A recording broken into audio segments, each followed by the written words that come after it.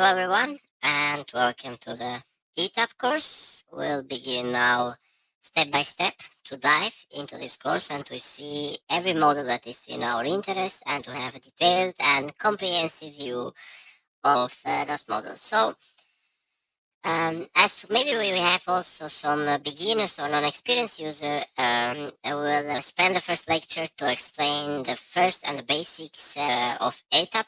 So we want to make sure that everyone that is interested in this course to be accommodated very fast and also to learn very fast the software because it is one of the most complex software ever created for the power system, and it offers the whole range of models, and it has models that can be able to control remote devices in the real time. You can insert maps here, and the analysis that ETAP offers are amazing and are numerous. So in the first lecture, we'll explain just some minor things and the most important things for the software. So also have to keep in mind that for our course, we'll need to have here,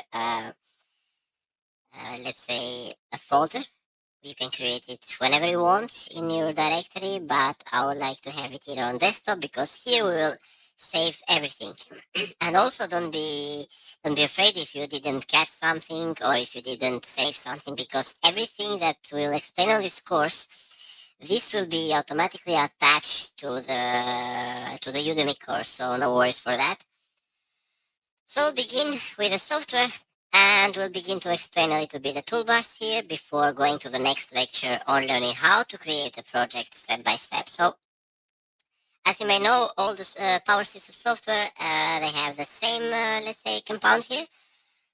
And the first is the toolbar of the settings, when you can find the file, view, tools, and the help. In the file, you can, as you see, you can create new project, or you can download an NPM project if you have done a project from another software of ETAP and of another file. But the most that we use here is new project, and open project. And here if you have some options that allow you to open some recent projects. So in the view, you can deselect those, for example, the status bar, or you can select it again here, and you also can select or deselect the message log. In the tools, there are option preferences. If we just click here, here you can see how to modify every module. So in ETAP, and like in the same as NIPLAN or other power system softwares, every module that you use, for example, load flow, transient stability, arc flash, motor starting, they have their own settings. So in the load flow, you have calculate load flow, DC load flow, PQ, viewing results. So each module has some specific settings that are only for this module. Let's say that is the module of harmonics. In harmonics, you don't have, for example, DC load flow, you don't have load flow settings, but you have settings like calculate the Z, calculate the distortion, calculate the THD. And for example, if we see the arc flash here, you see what are some default settings that you can use. So here you can change some default settings for each of the models here, but I will not advise that to touch also for beginners, because only if you have a project that is required. For example, you can change paths here where we save, plotting, for example, how much do you want it. So here you can change every setting of ETAP. For example, in the short circuit, let's say that the calculation by default is 600. You can change it here. Also, you can change it when you do the calculation. So this is why ETAP has created this kind of setting here. And if we go to the tools again, we can say the size of the format, bus size, symbols if we need ANSI or ISC. Usually we work with ISC, or if you are in USA, you can work with ANSI. So orientation, if we click something, a bus bar or an element, you can rotate it. The status, if it is locked, unlocked, or service. So this is mostly when you have to when you have to select, for example, some devices that you want to control remotely, or if you want to deactivate or lock a device or a project. So in the switching device status here, you can also, all the devices that support this kind of switch, for example, circuit breakers, you can just go here and say that it's open or close colors. You can change the colors here depending for your plots, but remember, every settings that we are explaining now, it will serve, and we will explain everything into the other lectures. So we will touch something by some little things by everything, so you will be familiarized very fast. The classification is here when we have very huge projects and we need to put, for example, different, or you have some areas when you have a DC area and an AC area. Here you can put the zone, region, you can draw them onto the map. Contouring also, if you enable, you can contour the diagram into different formats. Alignment, then those are the moving settings when you can move here.